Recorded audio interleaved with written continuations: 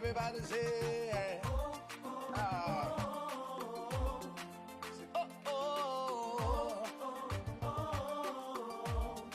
say, how can I express my gratitude for all the many things you've done for me? Words are not enough, to say thank you.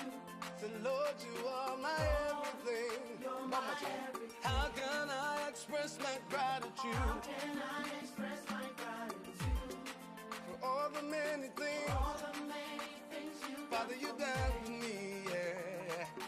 Words are not enough to say thank you. So Lord, you are, you're my everything. Say, I call you Jireh. You're my provider. I call you Nisi. You are my banner. I call you Rapha. Hey. You are my healer. Say, Lord, you are. You're my everything. I call you Jireh. Lord, my provider. I call you Nisi. You are my banner. I call you Rapha. You are my healer. Say, Lord, you are. You're my everything.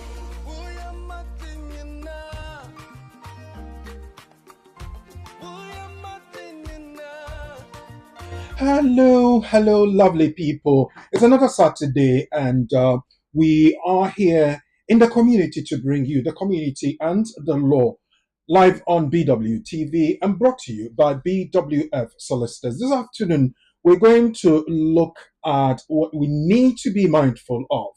When they say they have given you notice to cancel your visa and your permission, what does it mean? And what do you have to do? Lawyer Charles Asma, our resource person and guest from BWF Solicitors, will be on hand to help us through it. The community and the law next.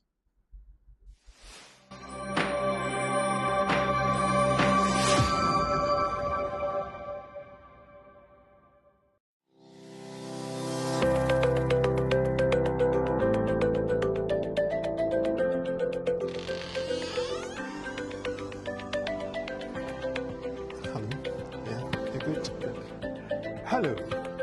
There are several questions in the community when it comes to the law, especially with immigration matters. That is why I'm inviting you to join us on the program, The Community and the Law, live on BWTV and brought to you by BWF Solicitors, our trusted partners when it comes to the law. We are going to have a very massive discussion on some of the issues of immigration matters that bother you. And they have the opportunity to meet you live on the program to explain to you all the updates that have come from the Home Office and also address your questions and concerns that you might have when it comes to the law. The Community and the Law is brought to you every Saturday between 4 p.m. and 6 p.m. UK time.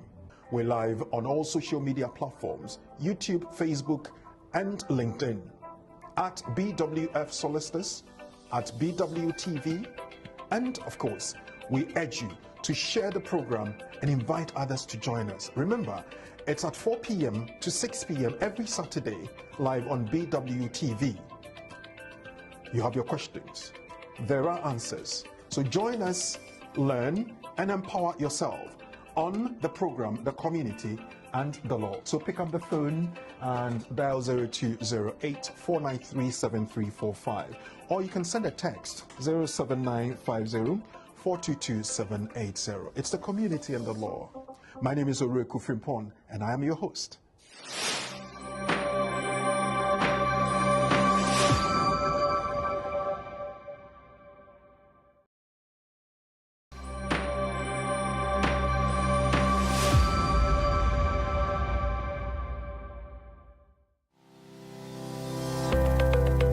Based in London, we are a dynamic award-winning firm specialising in a range of legal services.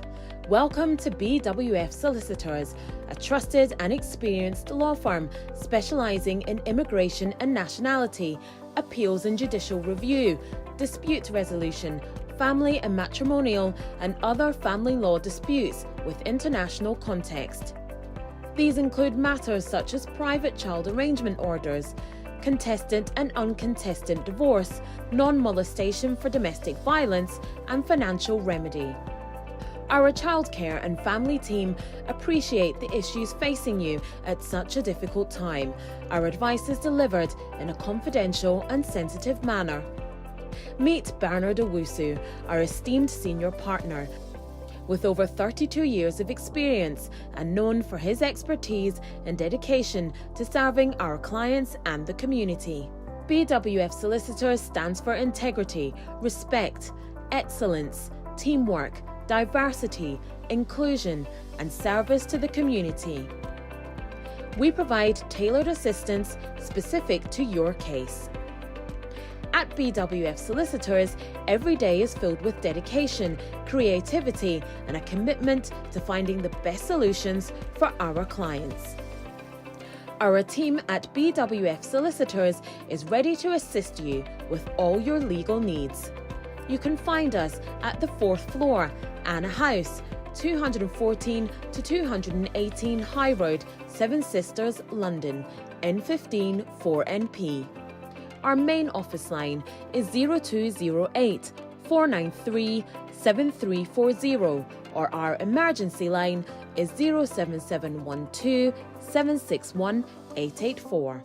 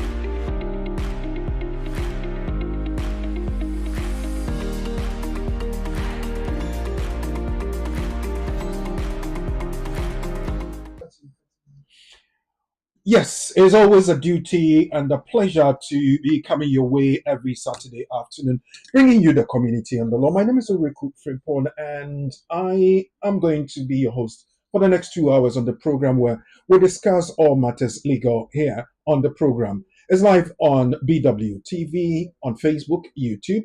It's also live on YouTube and Facebook at BWF Solicitors. So if you have just come on board, thank you very much.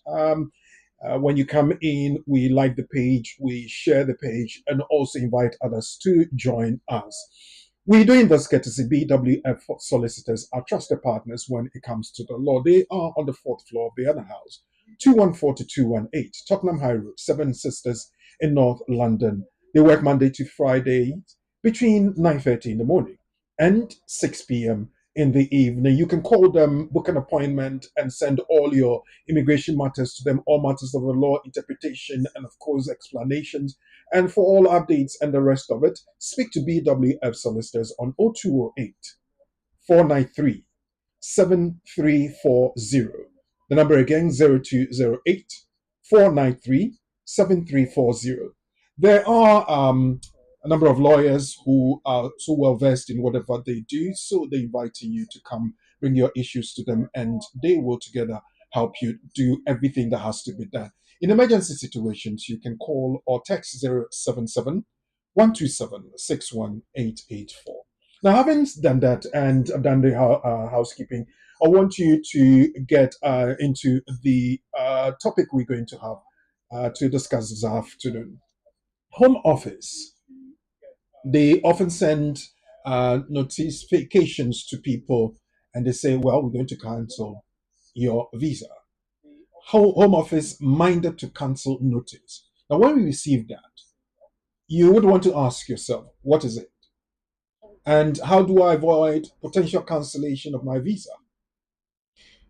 I know I'm speaking to the issue of so many people this afternoon because I know there are a lot of you in the community who have had this notification.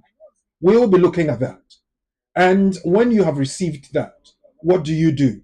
I will obviously ask you to consult a lawyer where they sought to be able to help you through that. But what will be done? What are the steps? We will be looking at that. And I'm glad to say that BWF Solicitors has given us the permission to be speaking to Lawyer Charles Asma, who is going to be our guest and resource person this afternoon. He's going to take us through that. And he will share with us some experience of how successful they have been in situations like that. And then again, we will be asking you to ask questions, bring in your concerns, and all that. You can put that in the comment section down below, either on Facebook and or YouTube. So those of you who have joined us, I want to say a big welcome and thank you for joining us. You are so welcome. We're happy to have you. The family is good, and we all together in this. So if you joined us, let me see if I can welcome a couple of you before we go into that. The other time I told you I was going to do a special service if I was in church to a couple of people. I'll be doing that. Nanajiman has come on board. Thank you very much. He's asking us to share, and that's the message. Free legal education, he continues. Good afternoon, Lawyer Charles Osman Oruku Frimpon. Yes, good afternoon to you, Nanajima. You are the class prefect, and I know you're doing your job, and others will be joining us as well. So those of you who have joined us, if you new, click on the notification button so that when we put out content, you will be notified of that. Bernard Tete, thank you very much. Good afternoon to you as well. Let's see who else is here. Okay, so whilst we go on, when you come on board, we will be identifying you and giving you the welcome. Remember, if you are on and you have a question, you can text 07399208468, or you can call when the lines are active 0208 493 7345. Now, having done that, let's see what updates we have this week. And I know we'll go into our nugget and look at that. The 10-year ban and innocent mistakes. Making a mistake on an immigration application form can be very costly, where the mistake is interpreted by the Home Office as an attempt to mislead or deceive. The application may be refused and can lead to a 10-year ban on re-entry into the United Kingdom. In other situations, if the person already has a visa, even after some time, their visa may be cancelled and then the person deported. So it is very crucial that you avoid such costly errors or accidental mistakes. And how do you do that? Now, they're telling us, as we quoted from False Representations Caseworker Guidance, December 2023, you can do that by one, declare minor offenses when it comes to driving. Previous refusals or immigration history should be stated in your application. Please don't use false documents. They are costly. Then again, once you have completed your application, please go through it so that you can check one and the other and all the answers that you have given. And as I always say, use a lawyer and or a credible professional. Why do you have to do that? I know definitely I'll get Charles to highlight that for us. But if you want to avoid such costly errors or accidental mistakes where it could lead you to a situation where they will ban you for about 10 years, you would have to declare minor driving offenses. Previous refusals or immigration history should be stated. Don't use false documentation. Go through your application and make sure you've crossed your T's and dotted your I's, and use a lawyer and a credible professional to go through that.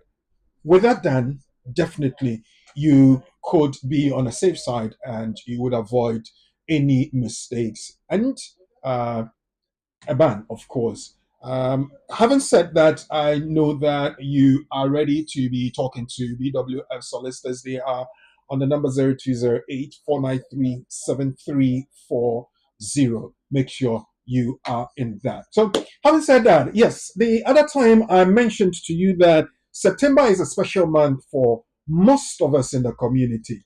And first of all, I want to say our own mother, the practice manager of BWF Solicitors, Madam Cynthia Brown, celebrated her birthday in the month of September. And we say that, Auntie Cynthia, your hard work and dedication are truly appreciated.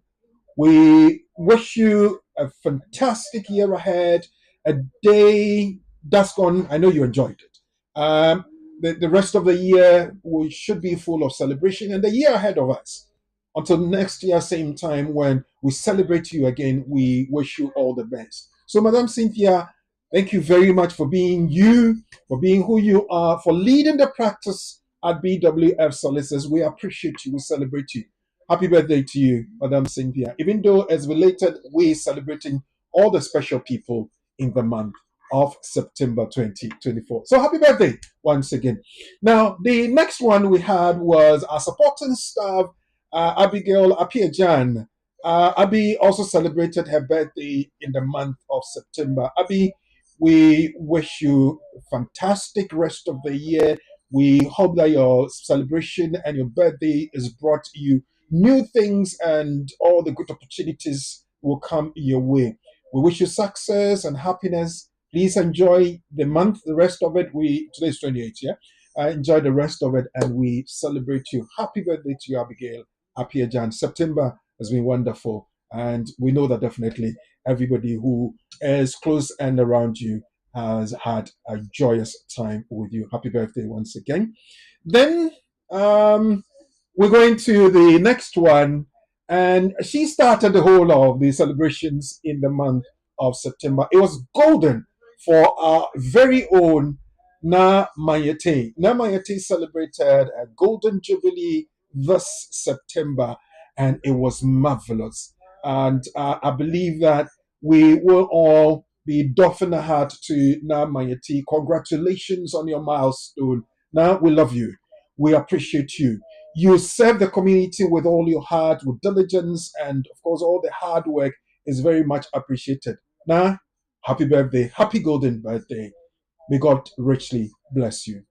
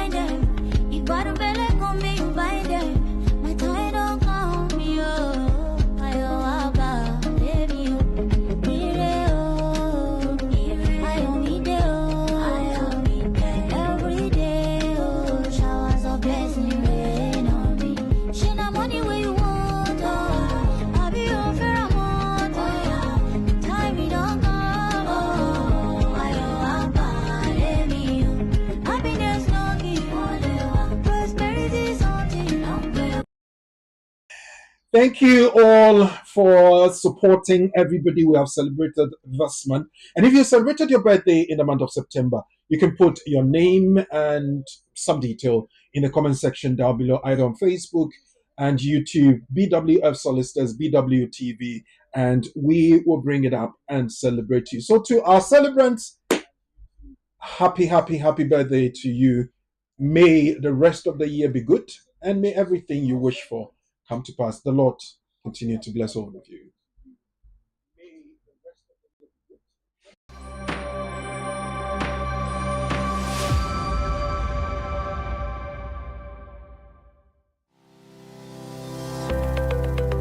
Based in London, we are a dynamic award-winning firm specialising in a range of legal services.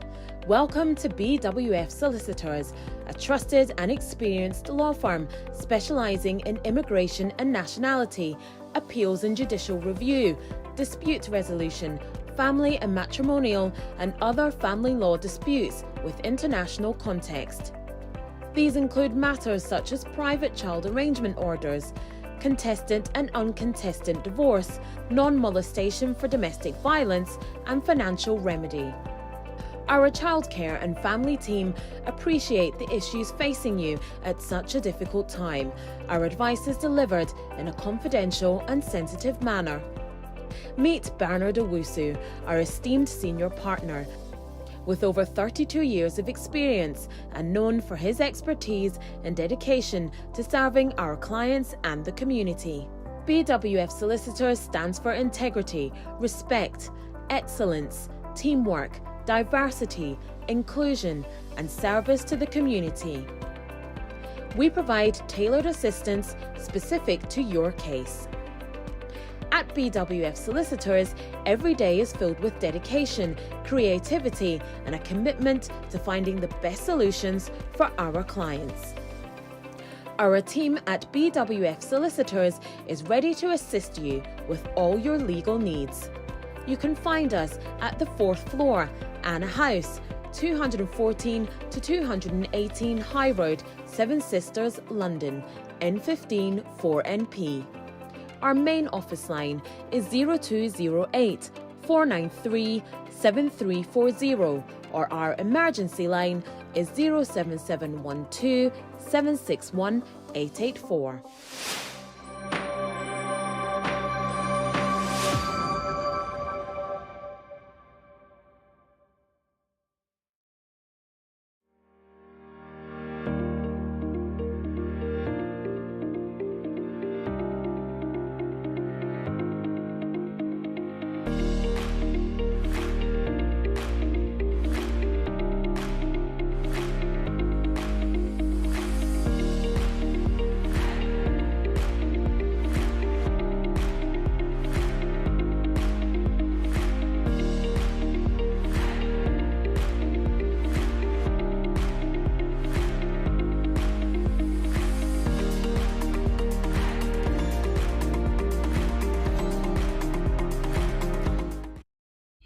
Welcome back, and thank you for sticking around. The program is The Community and the Law, and we're live on YouTube and Facebook and all other social media platforms. BWTV, BWF Solicitors. My name is Ulrico Frimpong. In the second part of the program, I'm bringing up my resource person, Lawyer Charles Asma of BWF Solicitors, our benefactors and our sponsors.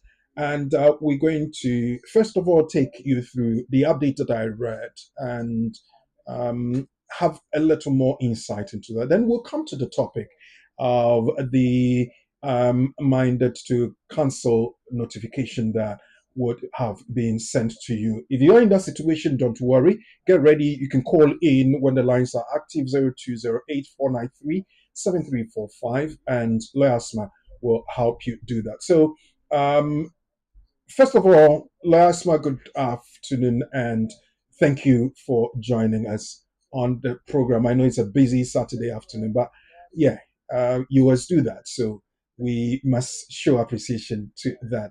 Good afternoon once again.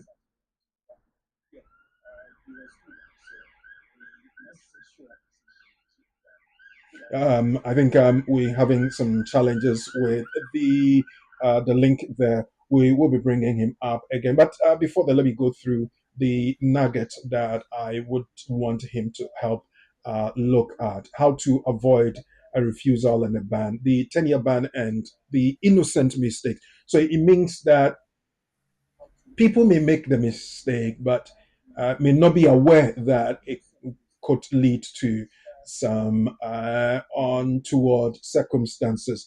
So, making a mistake on an immigration application form can be very costly. Where the mistake is interpreted by the Home Office as an attempt to mislead or deceive, the application may be refused and can lead to a 10-year ban on re-entry into the UK. In other situations, if the person already has a visa, even after some time, the visa may be cancelled and the person deported. It is therefore crucial that everyone avoid such costly errors or accidental mistakes by declaring minor driving offenses, declaring or stating previous refusals or immigration history. Um, Make sure you don't use false documents, and also ensure that you go through your application thoroughly. And then, as I always advise, use a lawyer and a credible professional to help you complete your applications. Let's say we'll have lawyer back online and have a very good and active. Yeah, yeah. I think we're doing well. Last one, thank you very much and good afternoon again. Good afternoon, Brakoku. Thank you Good. very much. Sometimes technology does us good, but it does us in as well. So don't worry about that. Anything we sincerely forgive you. Now I was talking about the 10-year ban that people imminently face when mistakes are made on applications. What kind of mistakes are we looking at here? And I know the guidance tells us what to do to avoid those, but with your expertise and knowledge, can you help us through it? Right. Thank you very much. Yeah. So this is just the update. Now, we all apply to either visit the United Kingdom or remain in the United Kingdom. There are two sets.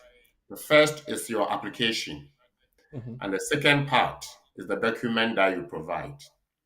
So when you are applying, there's what we call VAF, visa application form, and that's a mandatory document. So every information you provide, they will ask you, did you do this yourself or you did it through a third party? So mhm, if you did it through a lawyer, you indicate. And if you did it through a helper, you indicate. And if you did it yourself, you indicate. Most people will say, I did it myself, unless a lawyer did it for them. Because even if a friend is doing it, they will put their own names there. The friend will put their detail, the person's own details there. So everything will appear to the caseworker that this came from themselves. Even if it came from a third party, it doesn't really matter because the application is under that particular name, the applicant. So we have all the information on the application form, and you have to be sure that you are satisfied. One thing that the law picks up is that whatever information you provide is as you wish. And so if it turns out to be untrue, it will be used against you. You also have documents you add or provide for assessment as part of your application. And so if it turns out that any of the document is not correct, it will be used mhm, against you. What do we mean? We are looking at all the things on the application form. Your name, of course, your name is your name. Therefore, if you've changed your name, you indicate. But crucially, we are looking at whether you have been previously married. Because if you have been previously married and you have, for example, divorced and remarried, and the authorities know because it has appeared in your application in the past, you have to indicate that yes, and you add the details they will ask for. If you have been refused a visa before, they will ask you, so you have to be truthful to that. If you are not sure about the date and all that, if you remember or you have a vague date, put the vague date there. But there's a table or a box which asks for description or explanation. In there, you can indicate that as far as I'm aware or I remember, I was refused in of December 2021. However, I am not very certain about the date as it has been some years now, and I do not have a copy of that refusal notice. Therefore, the date may not be accurate. But yes, I have been refused a visa before. In this case, you have put the authorities on notice that the date may not be accurate, but it is true and they can verify. That will not be held against you. But for example, if you say that you don't remember or the person didn't tell you about it and you say no instead of yes, then that is So, withholding information. a quick question, maybe. We're talking about one being innocent, may not be aware of a mistake that has been made, is there any way I could explain so that it will be remedied rather than just having me punished straight away because the home office officer may think that I'm lying? Thank you. But the starting point is that the application is yours. The law says that, or the rule says that, whether with your knowledge or without your knowledge. That Hmm. means if it wasn't your fault, then it is somebody else's fault, isn't it? Yeah, obviously. Good. Now, so there are two parts. So once we have established that there has been deception, or there has not deception, there has been misrepresentation somewhere, or there has been false declaration somewhere, or use of false documents somewhere. We want to now establish whether this was done intentionally or not. If it turns out that this wasn't done intentionally, then we say that it was done innocently. So that's Hmm. innocent mistake. And so how do you establish that it was intentional? If it is established that it was intentional, then it follows on that if it is intentional, there is intention to deceive so that you can get a visa. Mm. Your job now is to let them know that one, it wasn't intentional, and two, there's no deception here, so that you were granted the visa, or in order to get the visa. How do you show that this is not your fault? Yeah. That is where you say that one, because of your literacy background, you were not able to understand the questions. But not understanding the question is not an excuse. But that is something you can put forward in proving that you were innocent, or you didn't do so deliberately. Or a third party helped you. Mind you, the law says that it doesn't matter whether you knew about it or you didn't know about it. Okay. So if a third party helped you, be it a helper, a friend in that sense, a family member in that sense, or an immigration lawyer or practitioner helped you, that's a third party. Then what you are saying is that if you had known about what they were putting on the form on your behalf, you wouldn't have sanctioned that. And Okay. therefore, it's been done without your knowledge. The law says whether with your knowledge or not your knowledge. So how do you? Then you argue that, hang on, if they had sought permission from me or sought clarification, I would have told them everything. Or I told them everything, but when they were taking no, they take yes for whatever reason. Then the person will have to provide, for example, a letter to explain that yes, they helped you and they made the mistake. It's not a mistake for anything, but it is as a result of X, Y, Z. So you put in that explanation, for example, to show that somebody helped you and the person did that, though not intentional. Or you did it yourself. You completed application form, but for whatever reason, you did not understand the question. Mind you, not understanding the question is not an excuse. However, you are saying Yeah. that if you understood it, you wouldn't have said yes instead of no, or no instead of yes. Right. Now, Now, we look at. I know you were going to go to that. Maybe I'm preempting it, but we want to put every correct information on there, and you are talking about how to avoid those costly errors or accidental mistakes. Um, how do we go through these? You've given us five of those.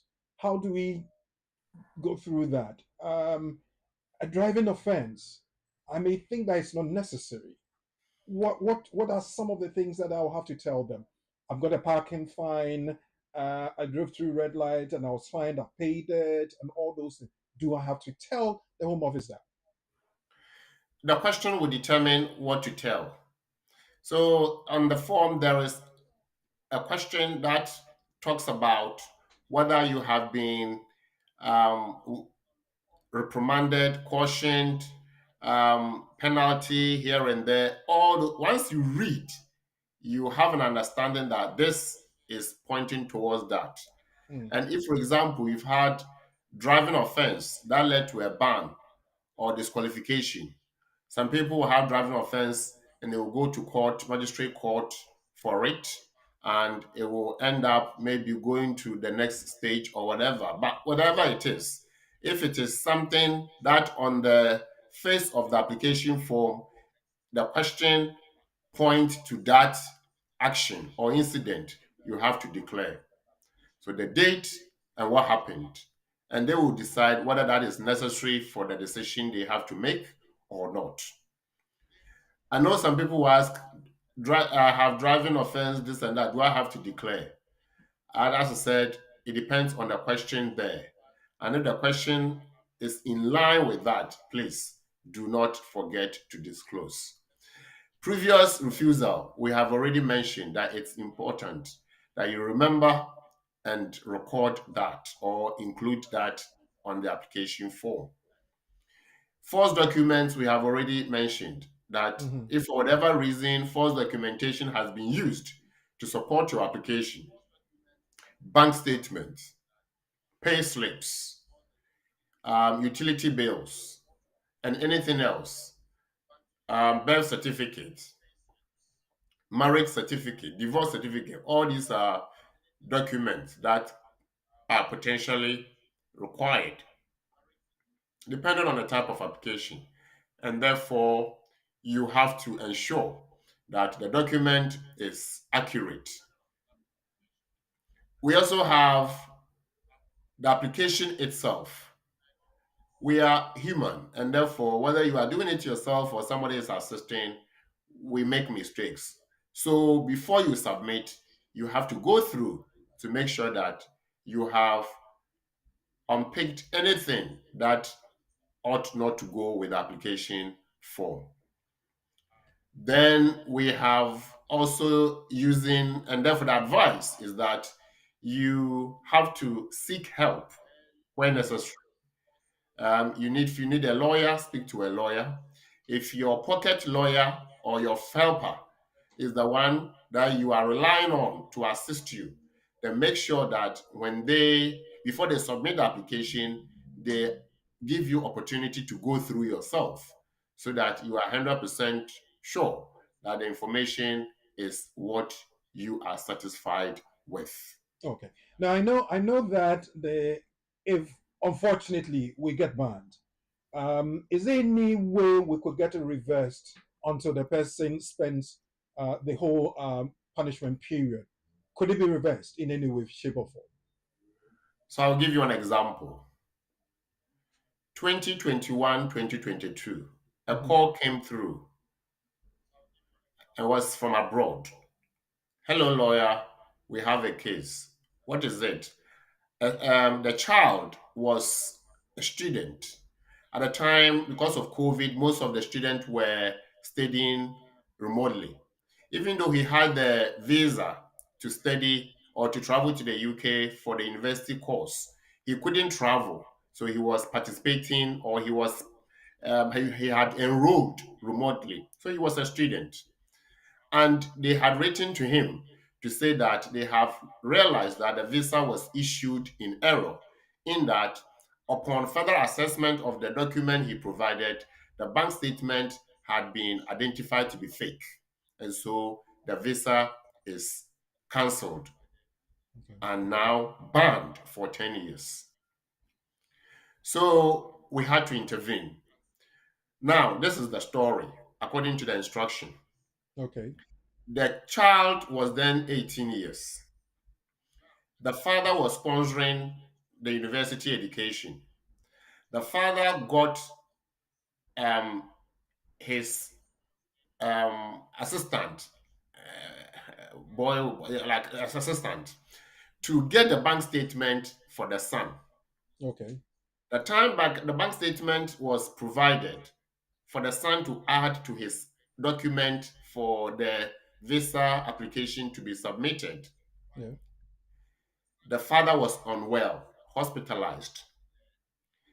The boy gets the assistant gets the bank statement. Didn't want to disturb the master who is not well and hospitalized. Okay. They didn't also want to delay the submission of the application for the master's son, Okay. and therefore innocently concluded that if this is coming from the bank, then it will be Oh, accurate. okay. What was the issue? The issue they picked up was that there was a huge sum of money deposited once, and there was another one previously. And so there were only two transactions. And they concluded that this is potentially planted for the purpose of Of getting the a visa student visa. application. It Okay. sounds plausible. And on that basis, they refused the visa that had already been so cancelled, refused, and banned, even though the visa had already been issued. Okay. So our conclusion then was that, right, if this is the instruction, it appears that the child or the student did not submit this deliberately or intentionally, and there is innocent mistake somewhere. Hmm. So we argued that this is a child, 18 years. He has his life ahead of him. He has education, aspirations. One. Two, this is a father who cares so much. And at the time, he was hospitalized, and therefore he did not have the opportunity to even question the bank statement from the bank. The bank writes a letter to say that yes, this bank account exists and the payment is accurate or the transaction is accurate. Hmm. It is not about the middleman, the assistant of the master who helped. Now it's about the boy himself to prove. And so we concluded that much as it is true that this cannot be 100% accurate, it is innocent on the part of the applicant student whose visa is being cancelled and he being banned 10 years. And therefore, they have to consider the fact that one, there was no intention to use false document on the part of the boy, the applicant. And two, there was no deception on his part to be able to get a visa. And so they have to reconsider the decision and give him opportunity. So after administrative review process with strong argument, they came back and said that we have considered the representation and we are satisfied that the mistake was innocent and therefore, yes, the visa is cancelled, refusal is reissued, and this time it is left at paragraph 9.7.1 instead of 972, which comes with a ban. And so, end of story. So then I told them that we have it's now positive in that having been cleared that there's no deception, you can apply again. They went in to apply again, and the child got the visa and came to the UK to continue his studies after COVID. So then it goes with the last bit of the list you give us, that um, use a lawyer or a credible professional to help you in this, in the sense that had it not been you knowing how to argue this and analyzing and critically tearing them apart and putting them together again, this person would have been banned for 10 years. So then I can confidently say that if in doubt, always use a lawyer. It is very, very good. It's advisory. Hmm. Even though people have their choices, it is important that they consider this. Right. Well, thank you very much. So definitely there is a way to avoid the refusal and the ban. And even if it's in place and innocently you made a mistake, there is a way to make your argument and possibly get it rescinded, that decision I mean. So I will go from the bottom and say use a lawyer and a credible professional. Make sure you go through your application. Even if you can read and write, get the person who is representing you to go through it again and explain to you vividly, point by point, to say that for this we answered that, for this you provided us this information, this is what the answer we gave. Don't use false documents. Previous refusals or immigration history should be stated. And please, if you have any driving offenses, no matter how minor they are, declare them. In that situation, you can avoid the refusal and or ban.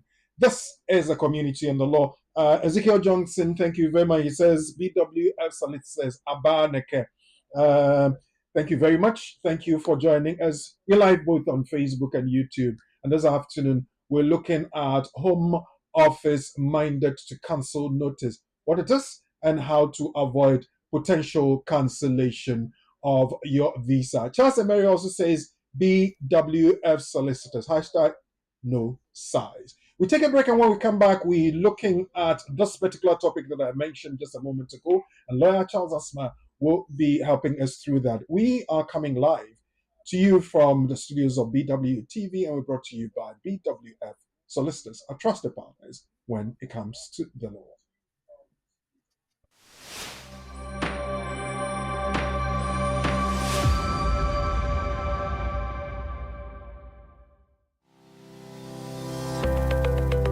Based in London, we are a dynamic award-winning firm specialising in a range of legal services. Welcome to BWF Solicitors, a trusted and experienced law firm specialising in immigration and nationality, appeals and judicial review, dispute resolution, family and matrimonial, and other family law disputes with international context.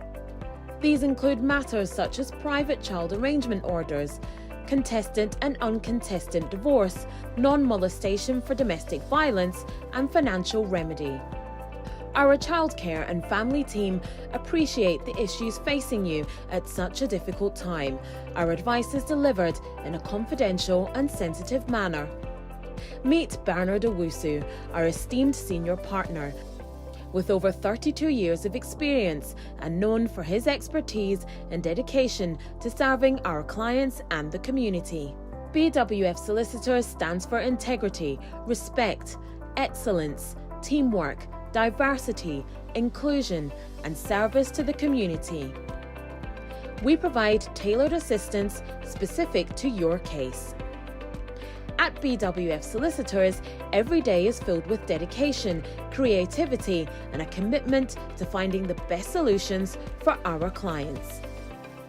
Our team at BWF Solicitors is ready to assist you with all your legal needs.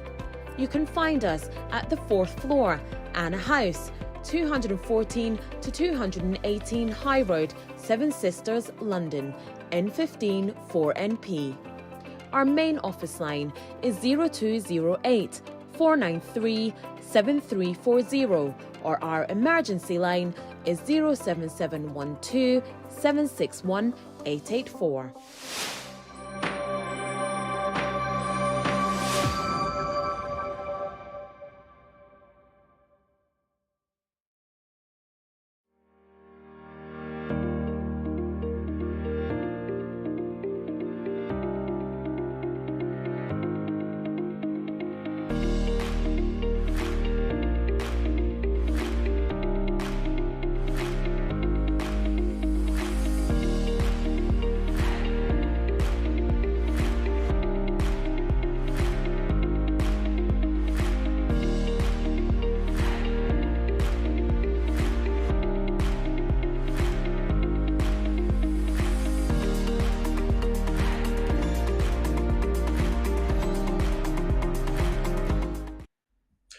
Welcome back, and thank you for sticking around. If you have just joined us, we are live on BWTV, and we're bringing you the program, The Community and the Law, this afternoon. As usual, by courtesy of BWF Solicitors, we're bringing you another very interesting discussion, minded to cancel or minded to refuse. What is that? How to avoid potential cancellation of your visa. A resource person and guest for this afternoon is Lawyer Charles Asma, a solicitor at BWF Solicitors. BWF Solicitors, 4th floor of the Anna House, 214 to 218, Tottenham High Road, Seven Sisters in North London. Call them 0208 493 7340. And you can send an email to admin@bwfsolicitors.com. You're live on Facebook and YouTube at BWF Solicitors. What is it that we're talking about? Leasma, minded to cancel or minded to refuse? To refuse what? The ordinary person would ask. Right. To refuse what? And that is the essence of this conversation. So, Right.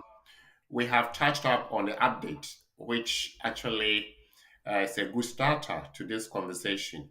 So, we are now bringing you the main course, which is the topic for this evening. Um, Minded to refuse, minded to cancel. Today, it's all about minded to cancel, or the case study is about cancellation of existing leave. What do you have to do, what it is in the first place, and how do you avoid this happening to you? We are going Mhm. to do this by exposition of what the law is and also looking at practical um, aspect of it, how it works in practice in terms of getting it um, rescinded or getting the cancellation stopped. Before that, may I humbly invite producer to share with us the guidance that the Home Office requires staff to use, please. So cancellation and curtailment of permission version 6. And please, we can go down a little so that we know the date this was issued. So issued to Home Office staff, caseworkers, 15th August 2024. So this is just barely a month ago. And the content tells us what is contained therein. If you go to page 19, please. So if you go to page 19, tells us about mandatory and discretionary cancellation grounds. So if you look at this, we call them mandatory in the sense that if it turns out that there's fake documentation or deception used to get the visa, then the person will fall under mandatory. If it turns out that it was innocent, the person will fall under discretionary. Either discretionary or mandatory, it calls for cancellation. And so the caseworker is required to be careful. The word is careful because you are dealing with somebody else's life as far as immigration status is concerned. And it's all about allegation, and therefore they want to be sure that they are not just relying or acting on flimsy excuse or um, flimsy point or view or allegation that something has happened. If you go down, please, scroll down to 97, if it's there. Okay, good. So 973, stay there.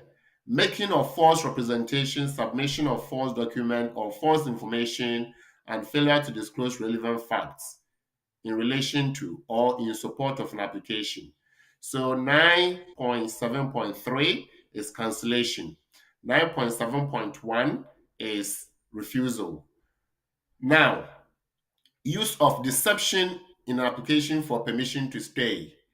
So if there has been deception and it is found out later after visa is issued, you will be told and the visa will be cancelled. Failure to comply with condition of permission to enter or stay. Again, 9.8.8 is about the condition itself.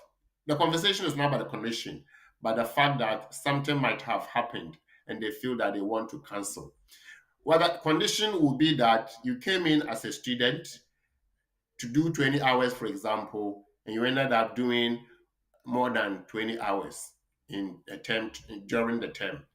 You came in as a visitor and you ended up working even though you said you were not going to work. You came in as a skilled worker, for example, and there's no work. And so the condition has changed. So anytime you apply, you are given a visa to enter the UK or remain in the UK, and the condition of your stay or entry changes, you are liable under 9.8.8 for cancellation. Now, where there has been issue to do with document used, we said that that would be 9.7.3. So this is under immigration rules 2.5, student visas, skilled workers, and so on and so forth. Now, under EU provisions, there is a paragraph called paragraph A3. Paragraph A3 looks at cancellation of pre-settled or settled after the person has been granted, and that is under Appendix U to the immigration rules. Producer, please go down a little further.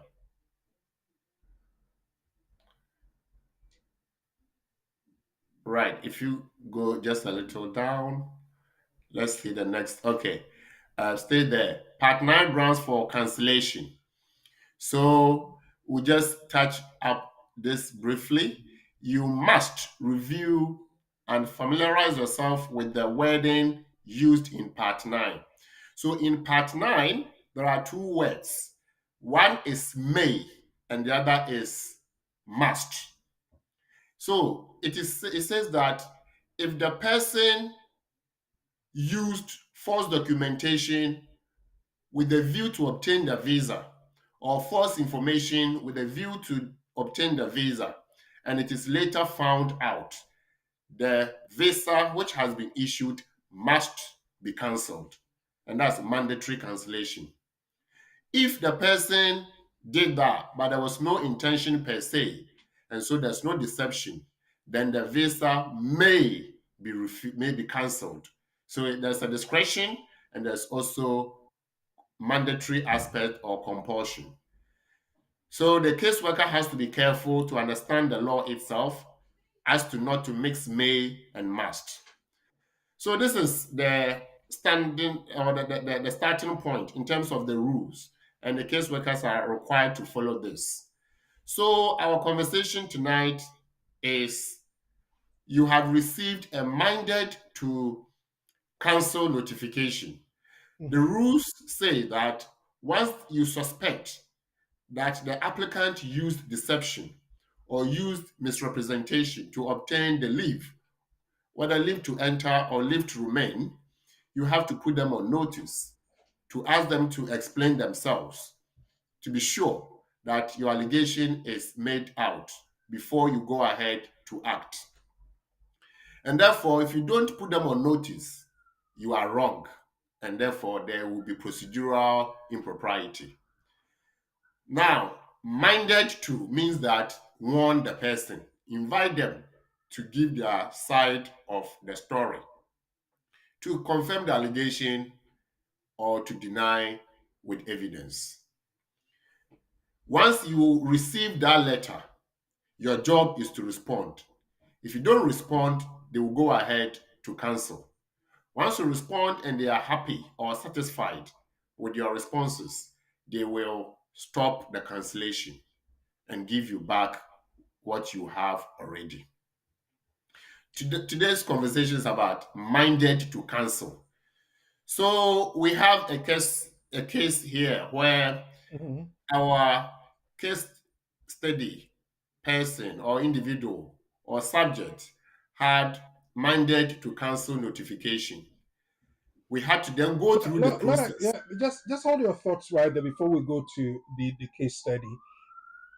If the word minded comes in, uh, is it saying in the ordinary person's language to say that we have the intention to cancel your visa, so come and answer questions or we will do it? And if that is so, how long do they give you?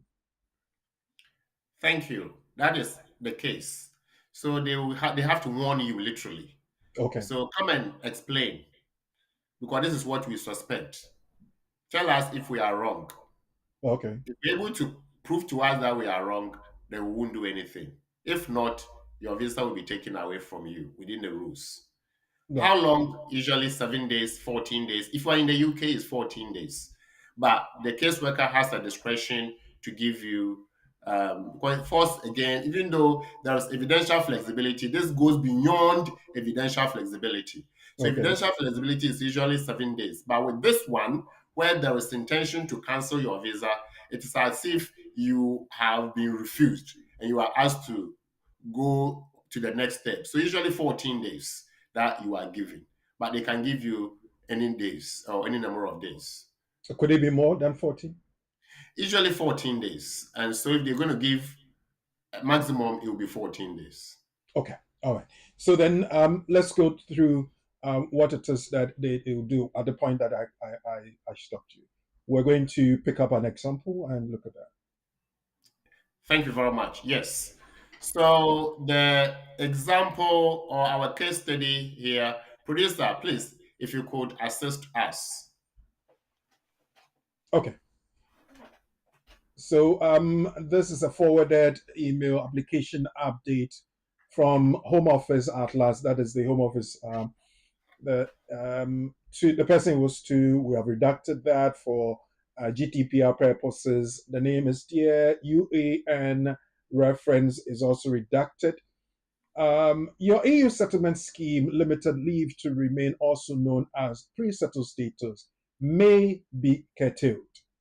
Um, so it means that this one they would want you to answer before they curtail it. So if your answer is not satisfactory, they curtail it. But if it was must, then obviously then it was mandatory. There wouldn't be anything to do about that. Could that be the case, lawyer? So within the spirit and letter of the law, yes. Whenever they say may, that's discretionary. But if you're warning somebody, then you cannot use must. Okay. Because the reason for warning the person is to give them opportunity to tell you what you want to hear so that you can exercise your discretion. Right. And so the Okay. right wording will be may. You may lose it if you don't do that. So it's a conditional statement. If you do Okay. that and they're happy, it will not. And You will therefore, not. this will come as we saw earlier, the discretionary point 9.73 that we looked at and associated paragraphs. Right. Okay. I'll continue to read. The reason here is that you were granted limited leave to remain in the UK on the 22nd of March 2022 as a non-EU dependent of an EU national under EU settlement, valid until 23rd March 2027. Paragraph A 3.4 of Annex 3 of Appendix EU to the Immigration Rules provides that limited leave to enter or remain granted under Appendix EU, also known as pre settled status, may be curtailed where it is proportionate to curtail the leave, where curtailment is justified on grounds that, in relation to the relevant application under Appendix EU and whether or not to the applicant's knowledge, false or misleading information, representations, or documents were submitted, including false or misleading information submitted to any person to obtain a document used in support of the application, and the information, representation, or documentation was material to the decision to grant the applicant leave to enter or remain under Appendix EU, or curtailment is justified on grounds that it is more likely than not that after 23 hours GMT on December 31, 2020, the person has entered, attempted to enter, or assisted another person to enter or attempt to enter a marriage, civil partnership, or durable partnership of convenience, or the person ceases to meet the requirements of Appendix EU. So this more or less is the conditions are stated in the law, and the quoting that to support what their suspicions are. Is that correct, lawyer? Yes, so let's go up a bit. I want us to understand the first, second, and third points. So the first one says curtailment is justified on grounds that, in relation to the relevant application under appendix issue, and whether or not with applicant knowledge. Remember, we said whether you knew about it or you didn't know about it is not the question. Mm-hmm. What is important to the caseworker is that false or misleading information has been used or false document has been used. And in this case, submitted to any person to obtain a document used and the information representation documented was material to the application. So you see that number one, here they didn't say that if you go scroll down just a little, just one step down, and the decision to grant the application was relevant. So in this case, it says the document was material. So if the document was material, so that without the document, the person would have been refused. It could be that the person did it innocently, could be that the person did it deliberately.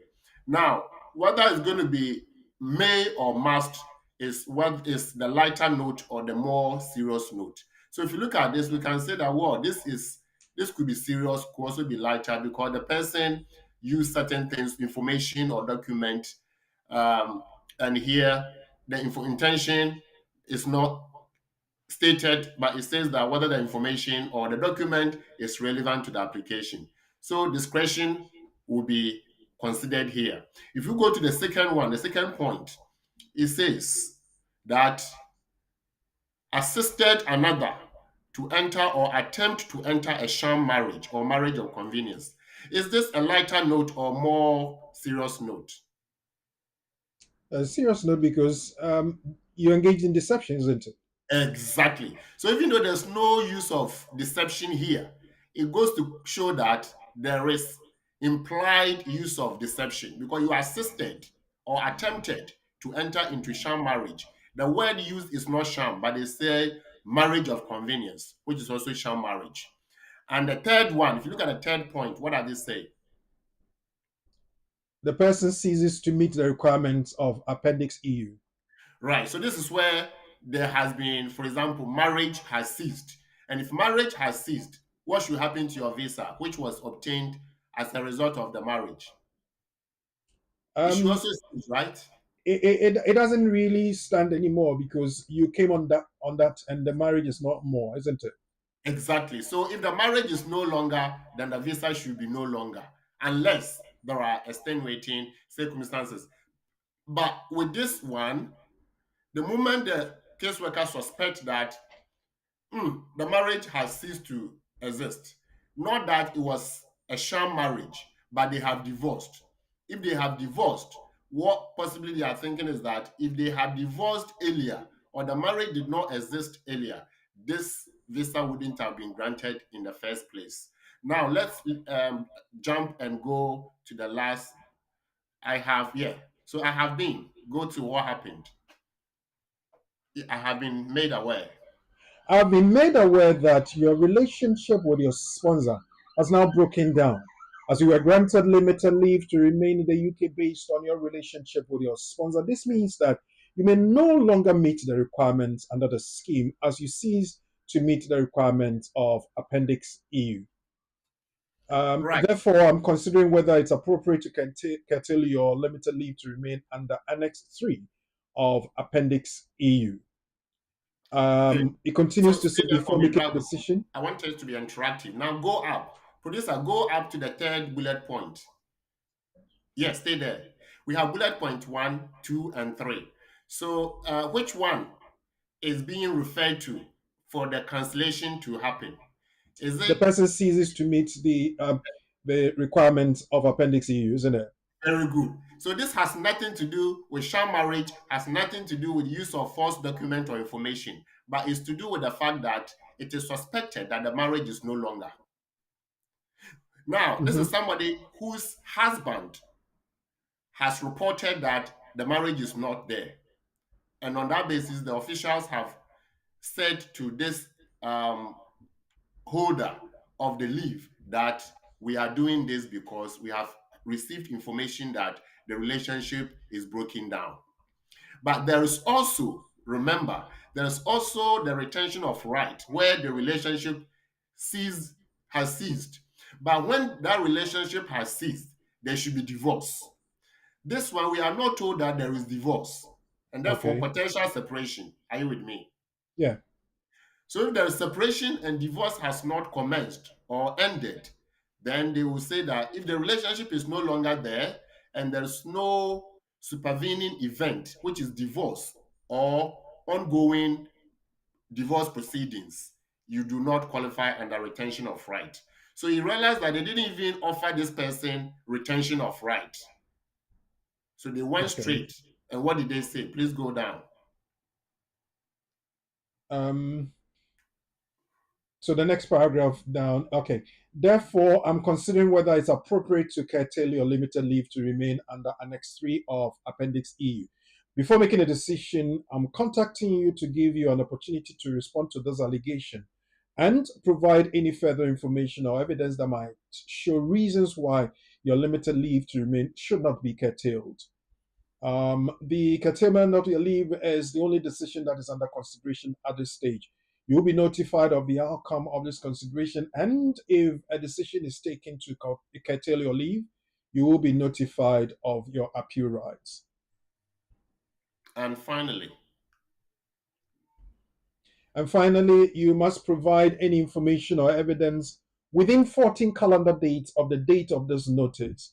If you require additional time to provide information, you must provide your reasons and any evidence for this request to um, that reference as soon as possible. I do right. not receive a response from you within the time scales provided, I'll make a decision based on the information and evidence currently available. So if you wish to respond by email, please send it to this email down here. Right.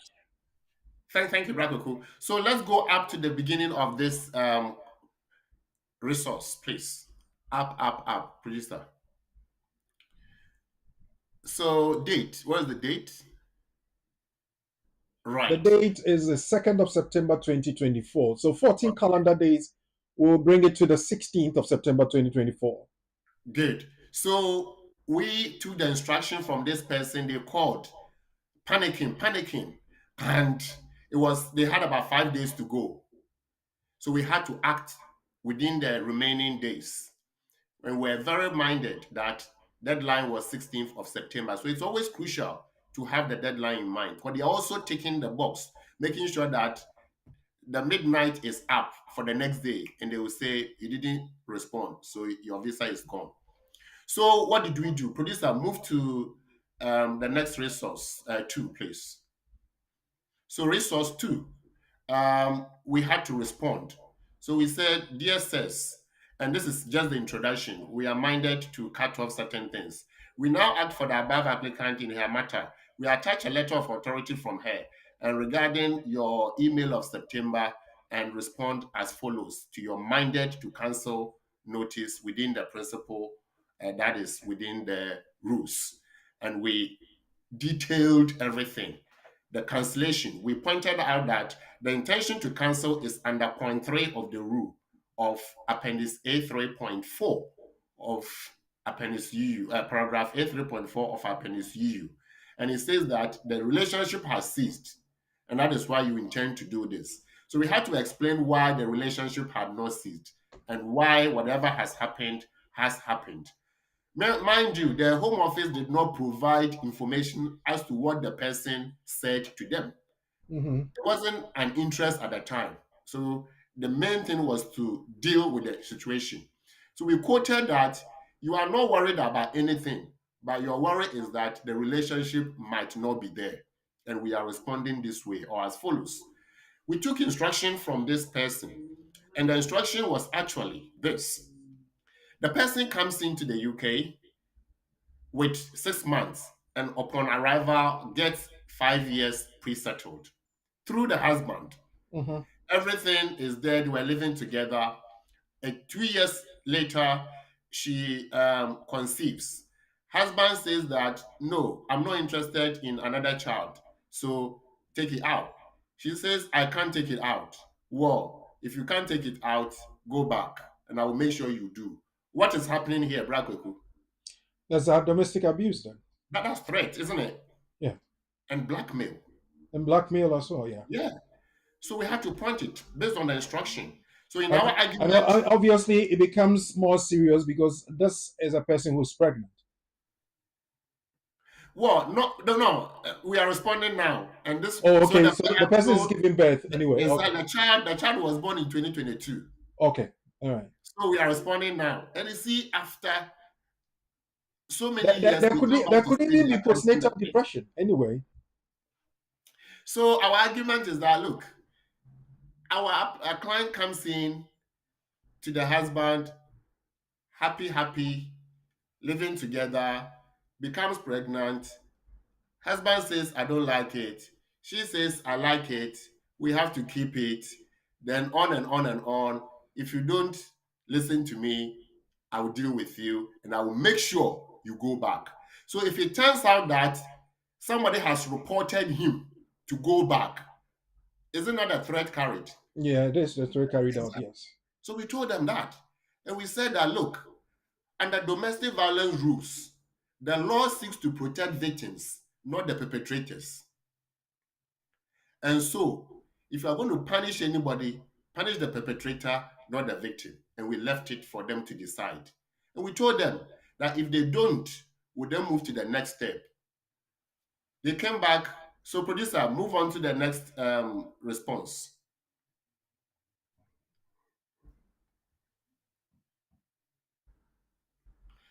So here they came back to tell us to provide certain information to them. So this was Mhm. 22nd, this was 24th of September.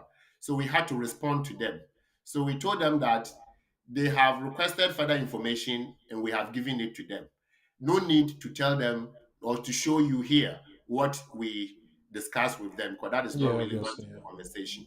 So they came for more information and we responded. And the information was to do with the child in question because the response was that there is domestic abuse going on and it stemmed from the pregnancy up to the point when they have picked up that information and they are deciding to cancel. So after this response on 24th of September, they came back again. Producer, what did they say?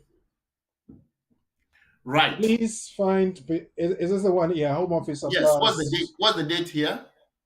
is the 26th of September 2024. Okay, go ahead. It says, find below information relating to your clients. Please ensure this is passed to your client immediately. Kind regards.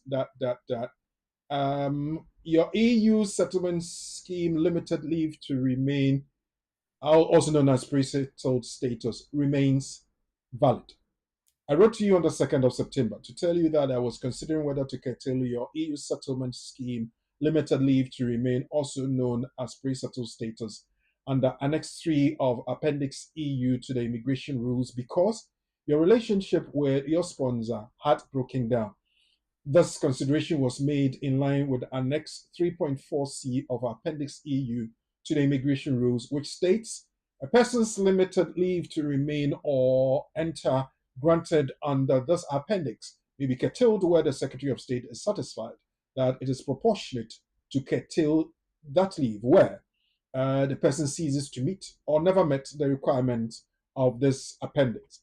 You responded on the 15th of September with subsequent responses made on the 20th and 24th to my further write out on the 20th of September 2024.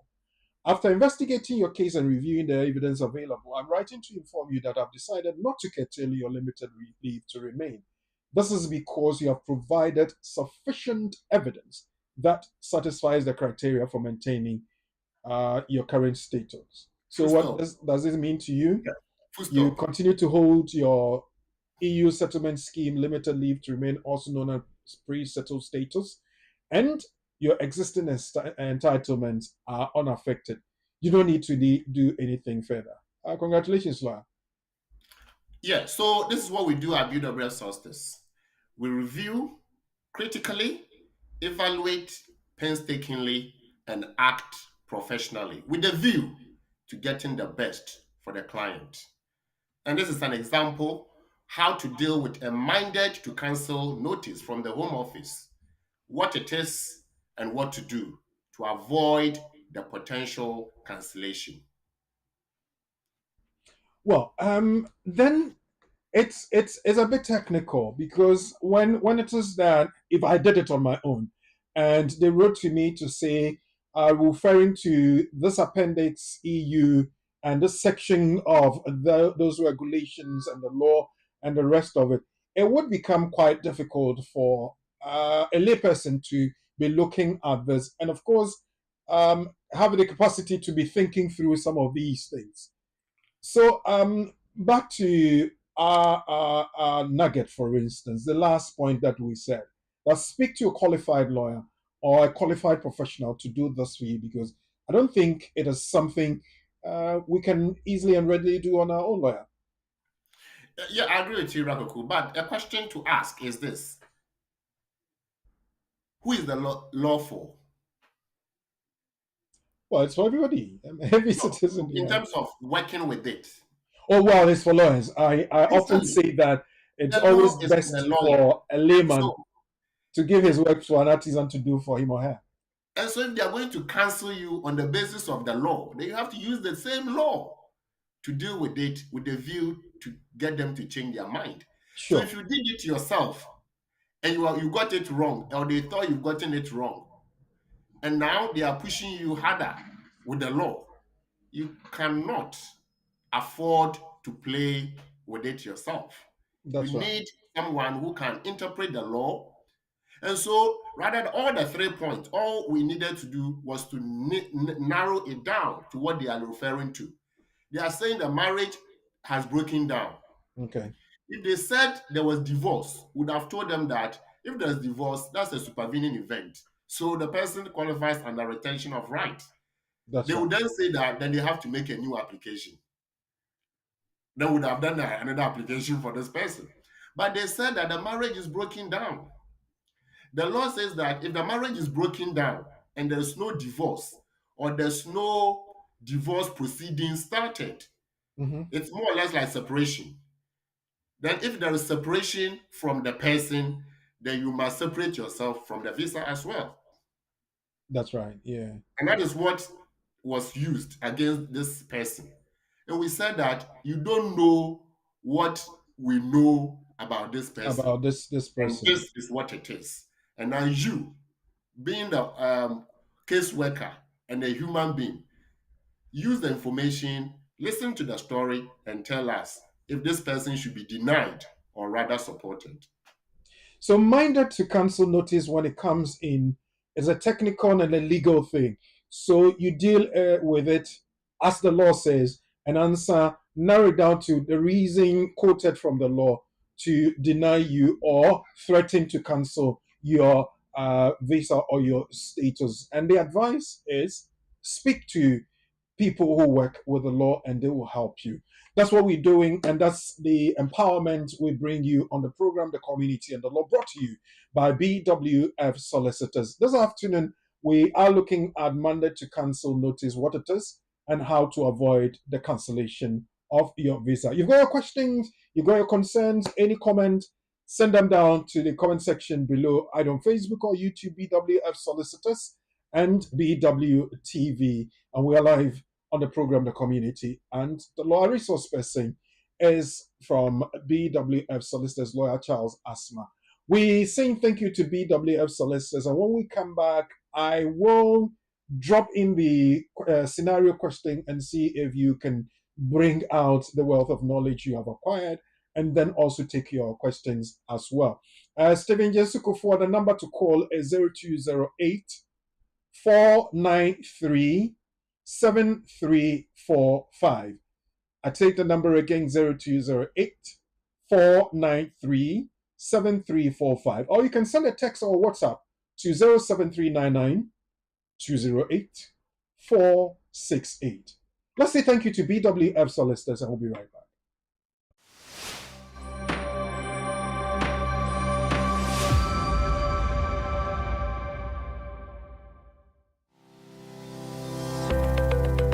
Based in London, we are a dynamic award-winning firm specialising in a range of legal services. Welcome to BWF Solicitors, a trusted and experienced law firm specialising in immigration and nationality, appeals and judicial review, dispute resolution, family and matrimonial, and other family law disputes with international context. These include matters such as private child arrangement orders, contestant and uncontested divorce, non-molestation for domestic violence, and financial remedy. Our childcare and family team appreciate the issues facing you at such a difficult time. Our advice is delivered in a confidential and sensitive manner. Meet Bernard Owusu, our esteemed senior partner. With over 32 years of experience and known for his expertise and dedication to serving our clients and the community. BWF Solicitors stands for integrity, respect, excellence, teamwork, diversity, inclusion, and service to the community. We provide tailored assistance specific to your case.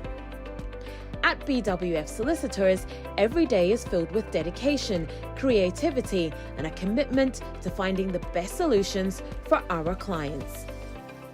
Our team at BWF Solicitors is ready to assist you with all your legal needs. You can find us at the 4th floor, Anna House, 214 to 218 High Road, Seven Sisters, London, N15 4NP. Our main office line is 0208 493 7340, or our emergency line is 07712 761 884.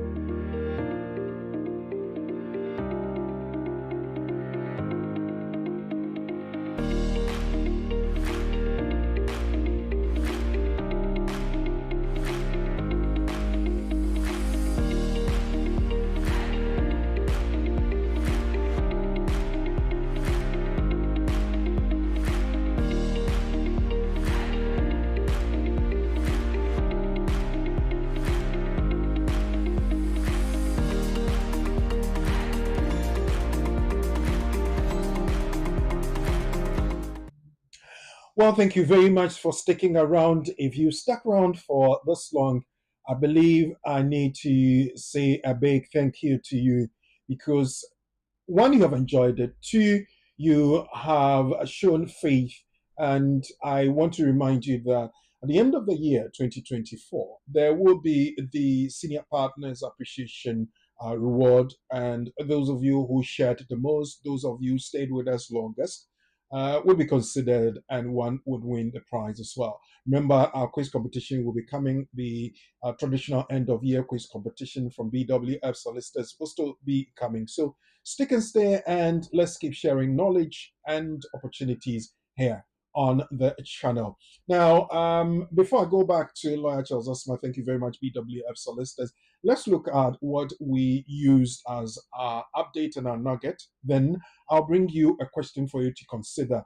Then after that, we'll take your comments, your questions, and Lawyer will be helping us answer them. Making a mistake on an immigration application form can be costly, where the mistake is interpreted by a Home Office as an attempt to mislead or deceive.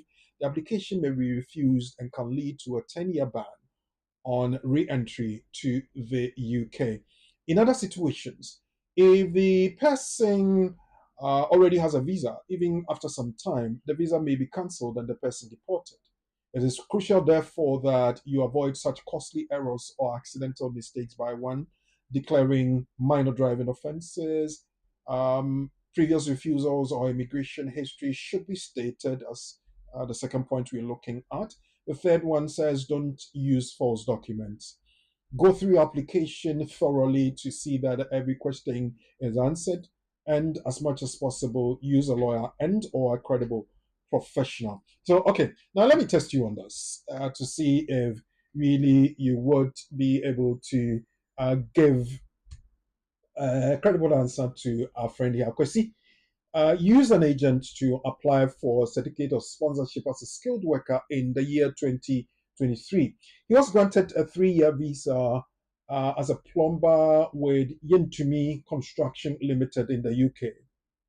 In June 2024, Agosti received a letter from the Home Office that his visa would be cancelled unless he provided an explanation of why he used a fake university degree certificate. Akwesi said he was not aware that the agent used a fake certificate. He paid the agent to take care of all the processes and only provided his passport. He says he's innocent and therefore would plead with the Home Office. Now let's look at this. What are the chances of Akwesi convincing the Home Office that he's innocent? Would it be that he didn't know about the offense, so it is an innocent mistake? Would it be that the agent made the application so Akwesi is not at fault? Or could it be whether or not Akwesi knows that the false document was used, he is at fault? think through this and we'll come to answer that. Okay. So let me go to the platforms. Lawyer is still around. Lawyer Charles Osma, a resource person, is still around. So we're going to pick some of your comments. The lines are active.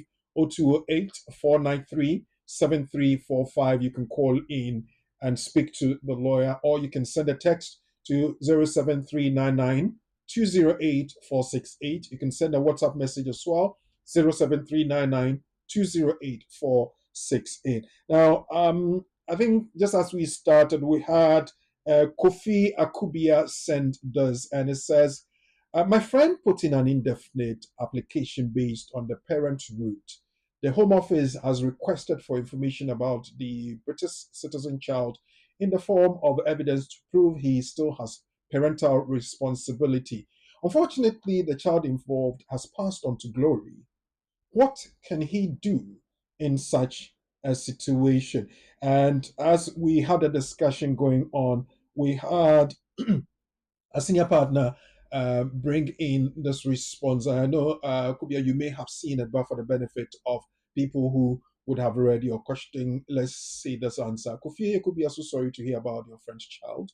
He needs to be open with them, and if he has been on the 10-year route, then he can use a 10-year lawful requirement to apply for settlement. Last one, I think maybe we can expand this a bit more to what our senior partners brought. The 10-year lawful requirement, what does it say, if you would help us? I think your mic is muted, if you could help us. Thank you very much. And Yeah, we are sure. grateful to this senior partner for sharing the view and response. And so the point with 10-year lawful residence in the UK is that if you have been in the UK lawfully, in other words, there is no break, and you've been on a visa, different types of visa, except of course the the graduate route visa, that one doesn't count, but anything else should count. And so, of course, visitor's visa doesn't count either. But if you have been lawfully 10 years in the UK, so let's say our friend, two and a half, two and a half, two and a half, or whatever it is, we haven't asked him which route he was on, whether Mhm. EU or non EU, but he's due for indefinite. Because he's due for indefinite, he can say that whether my child is around or not, I have done 10 years lawful residence in the UK. And the law says that if I have, I should be granted indefinite leave to remain. So they should look at that as opposed to the challenges I am facing. Then we have to then explain to them, quoting the law, and again, imploring them to consider the person's circumstance, and more so the fact that they've been in the UK lawfully for 10 years for them to be granted. Um, we don't usually experience this. When I read that, this bit from our friend earlier on the platform, I was thinking, wow, we don't usually have these things happening. And the EU, there wouldn't have been an issue, but it appears that this is not a EU application. If the child is not there and you want to remain in the UK to be able to be with the child, then they say prove that you are still in the life of the child. Again, people lose parental responsibility in the course of their lives with their respective children. And so they want to be sure that the person is still a qualifying parent. But hang on, this is indefinite leave to remain. And to qualify, I have to show that I have been continuously resident in the UK, lawfully resident, with no imprisonment, with no break, and so on and so forth. Then that should be the focus. So we have to, in this case, our friend can go ahead and explain to them what has happened and point them to what they have to know. And they have to consider that to grant him the indefinite leave to remain. All right. Thank you very much. The next one is from our friend Anetia Hine. He's put that on the platform as well. Anetia Hine sends, during the visit visa application, an applicant's mother's date of birth was correctly entered as the 1st of January 1950, the correct date of birth. During entry clearance, a typographical error was made about the same mother's date of birth to be the 1st of June 1950, which is wrong. The error is just the month, January to June. Now, in naturalization application, the correct date of birth for the same mother was entered as the 1st of January 1950, but no statutory declaration was submitted to explain, no explanation submitted in a cover letter. All requirements are met for naturalization except this error. Nana wants to know if this can affect the decision of the naturalization lawyer. Right. Nana, thank you for this. We are not able to say yes or no, but we are able to offer some clarifications to this and what the caseworker may wish to find out. The reason is that because it's a material information, if they already have his or her record, they may ask the person's date of birth on that application was this, and here it is quoted as this, and now it is this. So which is which? Some caseworkers may look at it and say, right, the first was January, the second was a mistake, or was June, and the third is January. It goes to show that maybe the second one was a mistake, and that's why they have fixed it in the subsequent application and just gloss over it and conclude on the basis of the other requirements. But you may meet another caseworker who will be very pedantic and say that, hang on, come and explain why this and that. Or they may just take issue with that. They didn't explain, they didn't give any context, and it's already gone. If it's already gone, there's nothing you can do. So you have to wait for them. But as to whether they will decide yes or no, nobody can sit on radio or in advisory position to say yes, they will not consider or they wouldn't do anything. So I would say let's wait for what they come back to say. We just hopeful that they won't pick issue with that. But if they do, they may ask you to clarify. Of course, you will have recourse in law to do the next thing, as in challenging that bit. So we wait and see. If you still feel that you want to send an explanation to them, you can do that by emailing them to say that we needed to have done that, but we are just addressing this, and that, and this is the situation. Yeah, but again, whether it will go to be added to your application or not is another thing. So I would say wait and let's hear from them. Well, I want to recognize Colin Sofori watching with us, Amos Abibio, Bobasari, thank you, Malu, congratulations, thank you for watching with us, Steven Jensuko for Steve, thank you, Sandra Pokujun for thank you, Cynthia Julie Annan, thank you, Auntie Cynthia, happy birthday again to you. We love you from the whole family. Davis Saputra, thank you for watching. Fad Salu, Nana Frimpong, Kevin Asamoah. You say good afternoon, Lawyer Asamoah and Reku. Thank you. Kapokea Kufu, Sambath, and Wumpini Adam. And you also send your greetings. Good evening. One question here. Good afternoon, Lawyer. Um, I am here as I think it should be us. I'm here as a skilled or I'm here on a skilled worker route. Maybe uh, you had a typo. My employer cannot even give me 20 hours shift per week. What can I do? Will this affect my permit being revoked? Thank you very much. So the rules under appendix skilled worker say that when there is a change in circumstance, the employer must inform the home office. So home Mm. office will take action.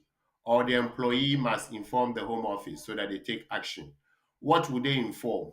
We see that there has been change in circumstance in that the employer has ceased to have a job for this person. And so the employer must tell them that something has happened. This person will be given 60 days to find another employer. Otherwise, they lose their leave to remain in the UK.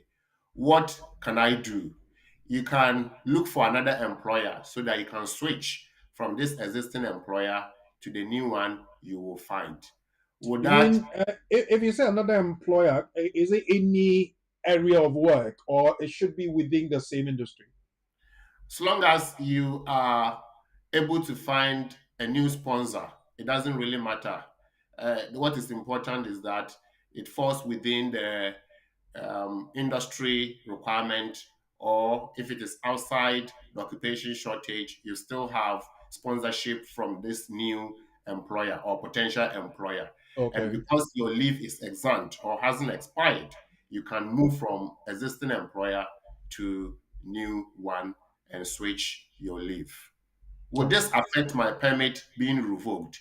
Yes, there is risk if it is found out that there has been change in condition of your leave, which is to work for this employer for the hours you were contracted for. Okay. Well, your comments both on Facebook and YouTube, we're picking them. Rufcon on YouTube says, would IHS fees be paid if a child has one British parent by descent and the other parent on spouse visa when applying for indefinite leave to enter from outside the UK? Would IHS fees be paid? Right. Normally with IHS, when the child is when the application is being made for a child, you is this for if a child has one parent. So I suppose this is a child application, right? Hmm.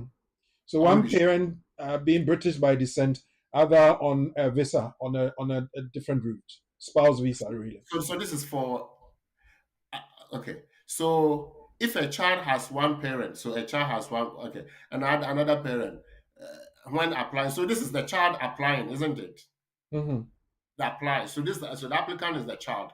Children applications normally with indefinite leave to remain, there isn't IHS because the person is coming in to settle, not to stay and move on to the next stage. So, however, even if they say that the child must pay an IHS, they won't request the payment until the visa decision is made with a view to grant. Then they will ask the child, of course, the parent, to pay for the IHS. So what I would say is that if this application for the child, don't worry. Put in the application. If they think that the child must pay IHS, they will come back to ask for the IHS fee. At that time, you know that the visa is a done deal and you happily go ahead to pay if you have to. Yes, the lines are active 0208493735, or you can send a text to 07399208468. You can send a WhatsApp message to that line as well, 07399208468. So those of you who want to call, the lines are active now. You can call in. Now, Laura, before any call comes through or we pick up any comment, now, when we were looking at the minded to cancel, particularly the case you used for our discussion, this case lawyer, case worker, so to speak, suspects that the marriage has broken down. Now, you were able to provide evidence and then mitigated the situation and got the visa not cancelled. Could the other partner, who probably and possibly reported, still contest and provide evidence to say that I still insist that this person is not giving us the correct and accurate information? How will this person also contest that the instruction or the story by this spouse is not true, that there is domestic violence? You know, somebody How will who he somebody say that? who is so bent on quote and unquote showing this partner. But then the question is, he brought the lady to the UK because the lady is the spouse, Right. married her, applied for her, and she entered, joined her in the UK, actually gave her everything that needed to be used to support the application. So if it was true then, what has changed? Well, that's for him to prove, really. Exactly. So let's wait for him to come back. But I doubt. I can feel from your response and say, I dare you come. Anyway, let's pick up. Lady Cole Travel is asking, applying on the rules 20 years in which you need proof of being here. If you receive your letter from one address, however, stay at different places, can I still use the postal address? So with 20-year rule, it is not where you live. It is the fact that you live in the UK. Okay. So whether you live in the north, south, east, west, it doesn't matter. It's even good that you can prove that you were living in the UK and at the time of your application, you are still in the UK. And that is all you need. Whether it is postal letter, hospital letter, GP record, even pay slip, P60s, you can still use them. Okay, so don't worry about changing address. You can use them for your 20-year rule or private life application, and you will succeed if it's full 20 years. Lawyer, there's this case where this person is lived in the UK for 20 years and wants to apply on the 20-year rule. Recently, the person's bank card that he uses and the ID he uses to work has been caught up by the bank ATM, I should say, and the bank is asking that the person brings in an ID. And unfortunately, this person is using a different ID. Uh, is there any hope for this person to get their money back? What can the person do to prove to the bank that the money is his? Right. Your deep sigh is quite worrying. This is what makes the law live Right. because you have to then, how do you represent this person if this person were to instruct you to deal with the bank on their behalf?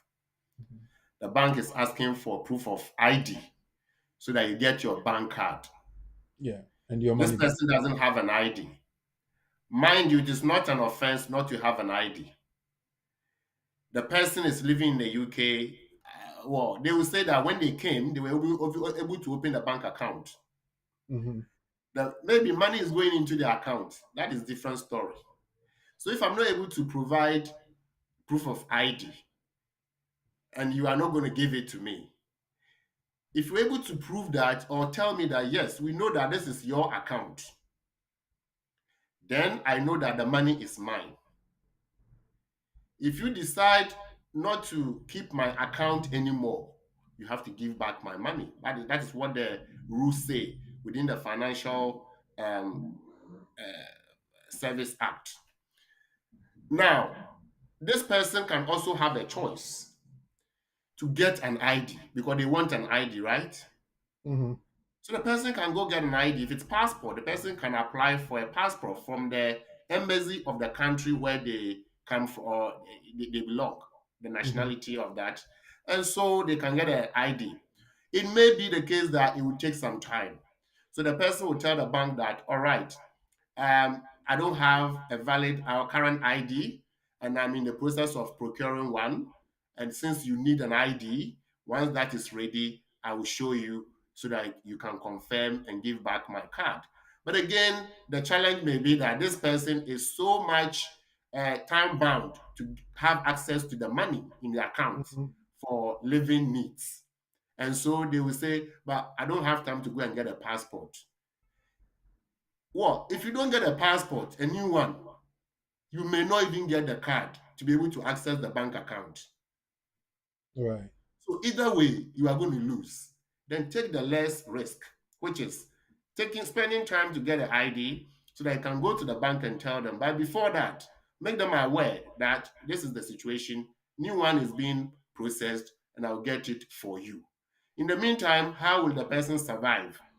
Get friends to give you money, knowing that when everything is settled, you pay them back. And that will solve the problem. Well, folks, you're still with us on the Community and the Law, brought to you by BWF Solicitors. We taking your comments and concerns and questions, and Lawyer Charles Asma, our resource person, is helping to deal with those. We just taking a quick break, and when we come back, we'll look at this question again. Our friend Kwesi has a situation, and we want to see if we can give him some good advice. He used an agent to apply for a certificate of sponsorship as a skilled worker in 2023.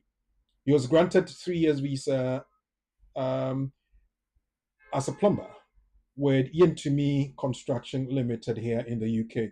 In June 2024, he received a letter from the Home Office that his visa would be cancelled unless he provides an explanation of why he used a fake university certificate. Because he said he was not aware that the agent used a fake certificate. He paid an agent to take care of all the processes and only provided his passport. He says he's innocent and therefore will plead with the Home Office. So if he's pleading, what are the chances? Is it that he didn't know about the offense, so it's an innocent mistake? Is it that the agent made the application, so Akwesi is not at fault? Or are we saying that whether or not Akwesi knows that a false document was used, he is at fault because it's your application? Akwesi, we're taking a break. When you come back, we ask our friends in the classroom, our viewers, our listeners, and all people involved to help you make a decision. So stay, don't go away.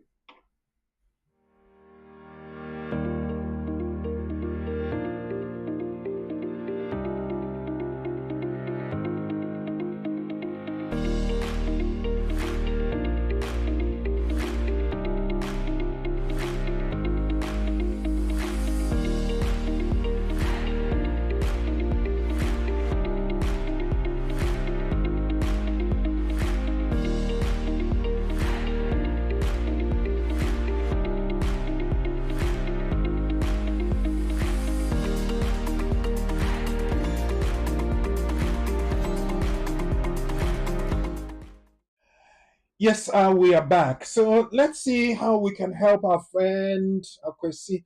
Akwesi's in trouble. Your answers on Facebook and YouTube comment section. Judea agenda is number 3. Whether or not Akwesi knows that a false document was used, he is at fault. Okay, well, Junior, let's see. Henry says because Akwesi was unaware that the agent used a fake document, he is innocent. It's an innocent mistake. Number 1, he says. Next, Emmanuel Boche, I choose 1 because he trusted the agent to be professional and to do the right thing. Ima, well, let's see. The answer is 3, Grace. Whether or not Akwesi knows that a false document was made, Susanna says also is 3 as well.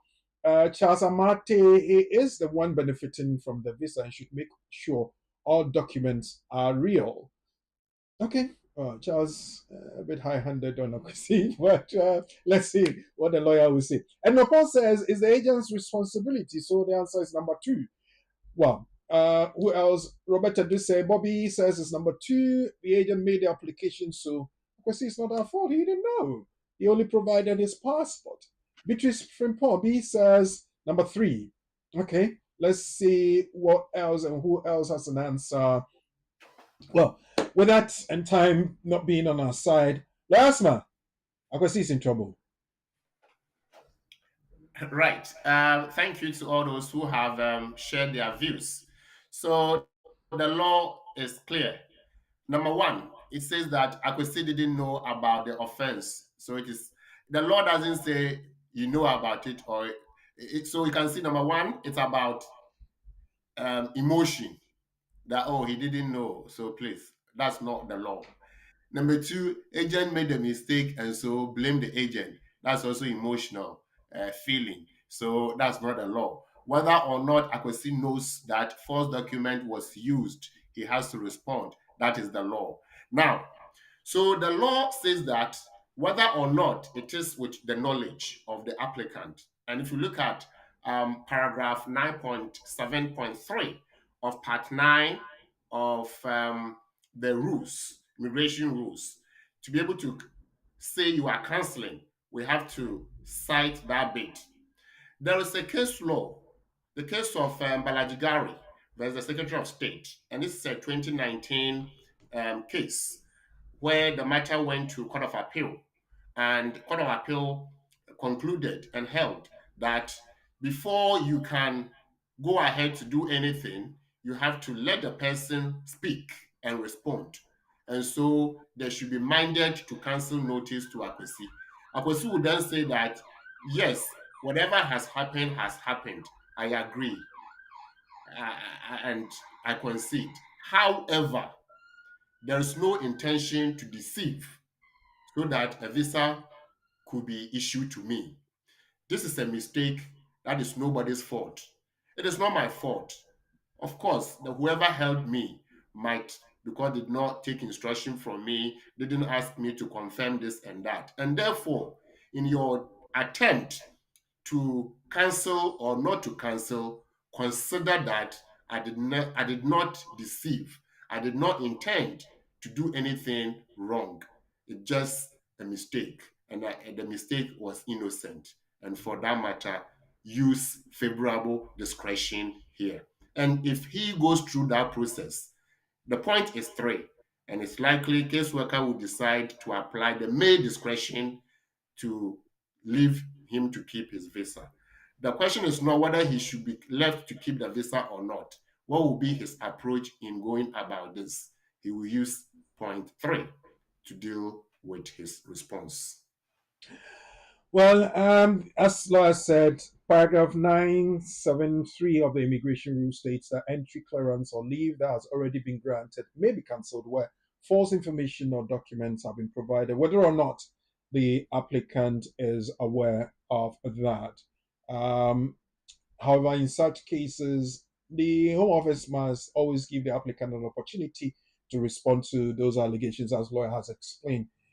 It must serve a minded to refuse letter before any action is taken, and the case is stated there. And with that, I go over to Lawyer Charles Asma for him to give us a quick summary because we just have about a minute more to go.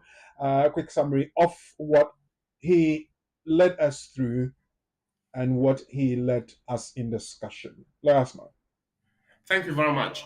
Brakoku, before we sign off, let's have this for our viewers and listeners. Let's assume that the person has not been served with minded to cancel letter or notice.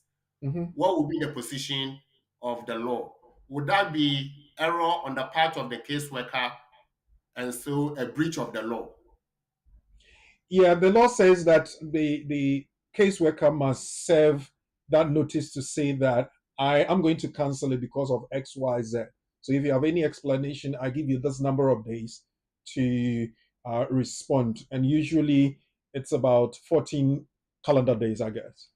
Yeah. So if they don't, so what we are saying is that if anybody receives cancellation letter that your visa has been cancelled because XYZ, the And you did not person receive a minded to cancel letter. exactly the person should ask, where is the minded to cancel letter that you should have given me? You didn't give it to me, and you have concluded on the basis of that allegation. You are wrong in law because the procedure says that do A before B. And because of that, we'll go for judicial review and we will win. Okay. So that's that bit. So, viewers and listeners, today we have been able to look at what is crucial. We've shown you an example that it's possible that after a visa is granted, you may be told that they have found something new that point to the cancellation or the need to cancel the visa. Once you receive that letter, it will tell you that you have to respond. The letter is called minded to cancel, and therefore you must act on that. If you ignore, the visa will be cancelled. Therefore, within 14 days, you respond with evidence. They will make a decision and come back. Once they are satisfied, the visa will be maintained. If not, it will be cancelled. Once it's cancelled, you'll be given right of appeal or administrative review, depending on the type of leave you have. The most important thing to consider is that the caseworker will not cancel the visa without coming to you first for information or for explanation or clarification. But it is your duty to ensure that once they do, you respond. What do you do? Whenever you are making a visa application, make sure that everything on the application form is what you are satisfied with.